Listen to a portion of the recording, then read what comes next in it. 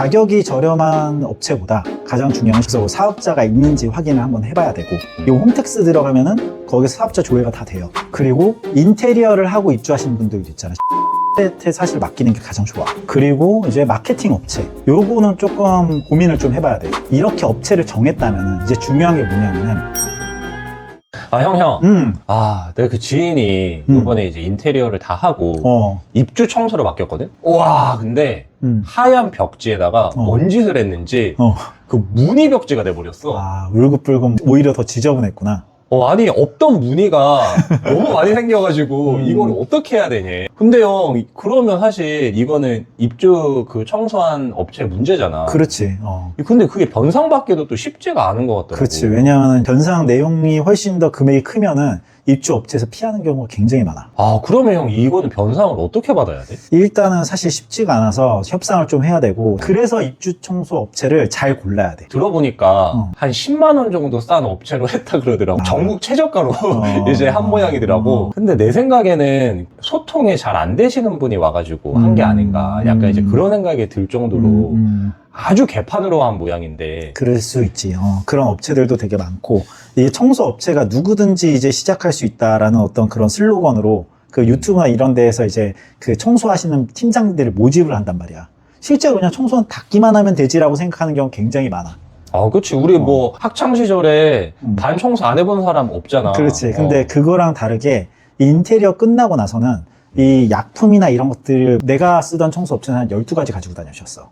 약품만? 그래서 이제 석회를 없애는 거, 매지만 예쁘게 없애는 그 약품들, PB에 관련된 주변의 여러 가지 약재들, 그리고 이제 뭐 산성이나 이런 걸로 이제 녹여서 없애야 되는 것들도 있으니까, 그런 부분들을 사실은 다 가지고 다니면서 작업을 하는 진짜 청소 전문가들이 있거든. 그래서 인테리어 업체에서 청소 업체를 고를 때 나도 한 9개 정도 업체를 걸러가지고 왔던 것 같아. 그러면 형도 이제 굉장히 그런 일들이 많았겠네. 그치, 우여곡절이 많았지. 뭐 사례를 하나를 꼽는다면은, 청소를 시작해서 이제 뭐 한 2시간 정도 뭐 쓸고 뭐 하고 하시다가 이제 방을 닦아야 될 거 아니야. 닦으시더라고. 그래서 닦나 보다 하고서는 이제 보고서는 이렇게 있었는데, 그분이 이제 걸레를 빠는 모습을 내가 봤거든. 내가 경악을 했어. 왜? 그거를 변기에서 빨고 계시더라고. 걸레를? 걸레를. 그걸 보자마자 내가 이제 팀장 불러서 난리를 피웠지. 그것 때문에 이제 가시라고 해가지고 이제 보냈지. 근데 형, 되게 창의적이긴 하시다. 이제 경직물이 항상 그렇게 보여져 있으니까. 쉽게 물이 바뀌긴 하지. 근데 이제 그걸 보고서는, 너무 창의적이니까. 그거는 안 되잖아, 솔직히. 그것도 이제 언어가 안 되시는 이제 또 중국분이시긴 했지만, 이제 중국분이어서가 아니라 다른 중국분들 오셔도 청소를 잘 했었거든.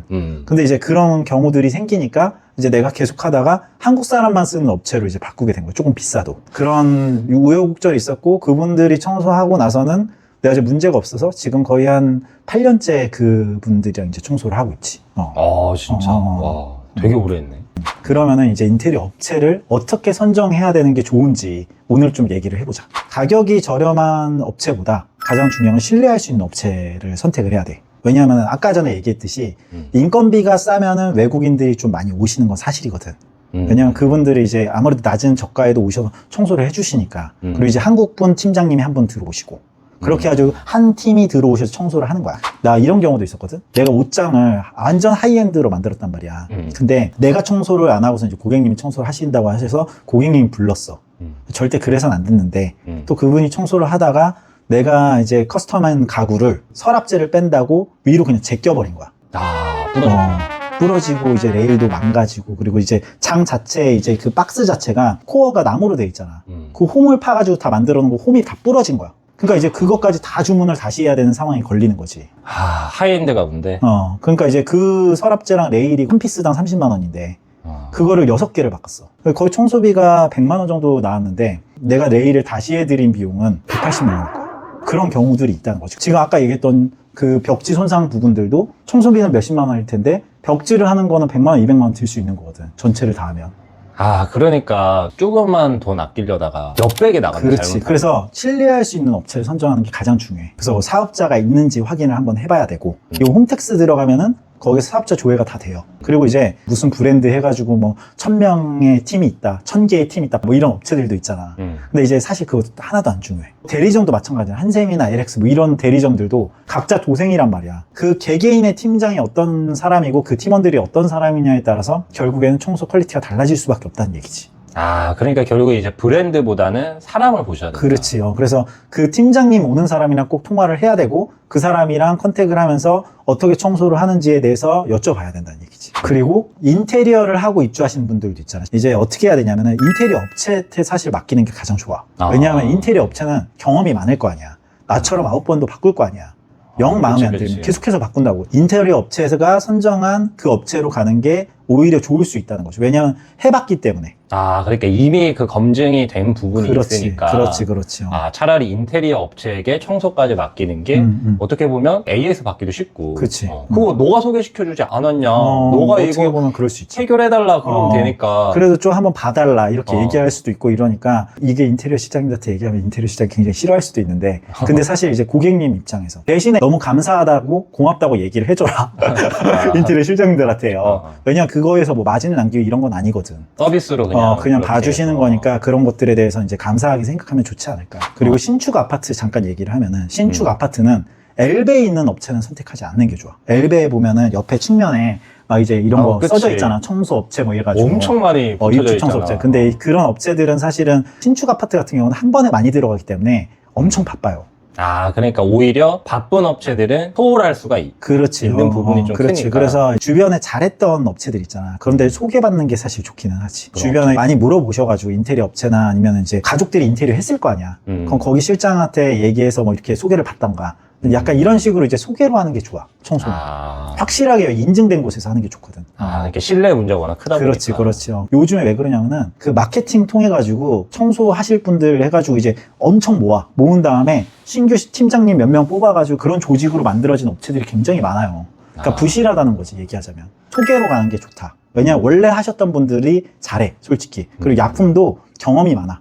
예를 들면 이제 도배지에 뭐가 막 엄청 묻었어. 이런 건 좀 고급 정보인데 그런 부분들은 이제 사이다나 이런 걸 적셔가지고 닦는 경우가 있거든.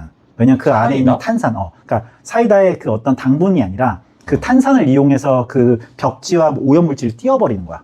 그런 형식의 청소 방법들도 있어. 근데 이제 이런 것들을 사실 아냐 모르냐 이런 문제 있는 거지. 나도 이제 청소에 대한 부분은 케미컬이나 이런 것들은 좀 많이 알거든. 세탁 뭐 고수들 보면은 막 이렇게 해가지고 새 신발 만들고 막 이러잖아. 이런 것처럼 청소도 약간 이제 그런 고수들이 숨어져 있어요. 그러니까 그 고수분들의 노하우가 있는데 그치. 일반 사람들은 그거를 잘 알 수도 없고. 그치. 그러니까 원래 잘하던 사람한테 소개를 받아서 하면 좋다. 그리고 이제 마케팅 업체. 요거는 조금 고민을 좀 해봐야 돼. 그 뭐 이제 블로그로 하시는 분도 계시고 아니면 이제 인스타로 하시는 분도 계시고 유튜브 요즘에 보면은 그런 거 되게 많이 나오잖아. 개인적으로 내 생각에는 거기가 뭐 업체 있잖아. 세 글자로 된데 거기 이메일도 왔었잖아. 광고해달라고.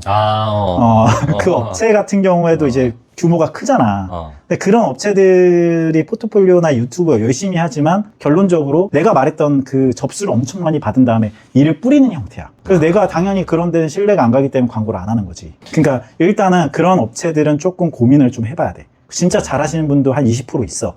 하지만 그걸 믿을 수가 없다는 거지. 그러니까 포트폴리오나 이런 거에 현혹되지 말아라. 그래서 이제 그런 부분들은 좀 고민을 해보시고서는 진행을 하시는 게 좋다라고 얘기를 하고 싶고, 이렇게 업체를 정했다면은 이제 중요한 게 뭐냐면은 이제 계약을 해야 될 거 아니야. 근데 계약서를 보통 작성을 하지는 않아요. 전화로 보통 하는 경우들이 굉장히 많단 말이야. 그러면은 카톡으로 내용을 다 남기는 게 좋아. 이제 내가 청소를 하기 전에 청소 전 사진을 다 찍어야 돼. 디테일하게. 그래서 이제 얼룩이나 아니면 벽면이 깨끗하게 있는 상태나 세라믹 상판이 이런데 금이 안 간 거나 이런 것들 사진을 다 찍어 놓는 거야. 찍어 놓은 다음에 이제 청소 시작해가지고 문제가 생긴 전후를 이제 확인할 수 있게. 아, 맞아. 나 아까 하얀 벽지가 무늬 벽지로 바뀌었다는 그 지인분도 사진을 잘 안 찍어 놓으셨더라고.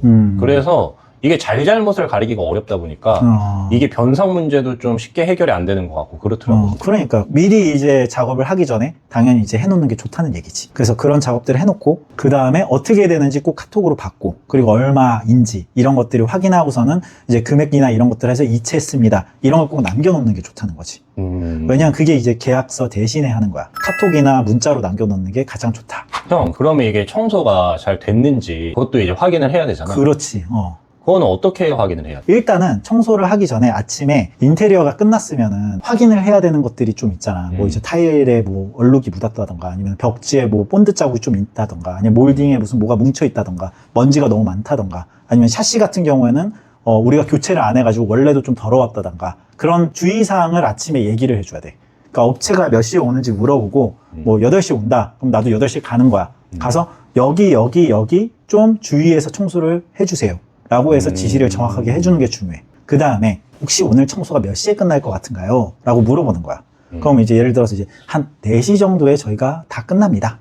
그럼 제가 1시에서 2시 정도에 와가지고 청소 뭐 중간 점검을 하면 어떨까요? 이렇게 물어봐. 그러면 너무 좋죠. 왜냐면 자기도 이제 끝냈을 때 이제 다시 안 와도 되니까. 그래서 이제 그 시간에 와가지고 나타나서 청소 상태를 보는 거지. 그래서 여기는 조금만 더 해주시면 안 될까요? 여기 타일이 허옇게 뭐가 남았는데 여기는 한 번 더 청소를 해주시면 안 될까요? 이렇게 해가지고 몇 개를 이제 지적을 하는 거지. 그러니까 그 청소가 다 끝나고 나면 그 AS 받기가 또 쉽지 않다. 그렇지, 중간에 그렇지. 오히려 가서 잘 안 된 부분을 더 해달라고 하면은 서로 좋다. 그렇지. 정답이야. 근데 이거 그러면은 어떻게 체크해야 되나요? 라고 얘기를 할 수 있잖아. 그치. 그 부분은 내가 뭐 현관, 화장실, 거실, 방, 샤시 뭐 이런 것들에 대한 체크리스트를 고정 댓글에다가 올려놓을게. 그래서 계정 댓글 보시고선 여러분들도 청소 체크를 한번 해보시면 좋을 것 같아요. 그럼 고정 댓글 여러분 확인하시고 이렇게 좋은 정보를 드리는데 좋아요 그리고 구독, 댓글 안 남기시면 안 될 것 같아요. 궁금하신 내용이 있으시면 남겨주시고요. 그럼 오늘은 여기까지 청소에 대해서 얘기를 해봤습니다. 안녕.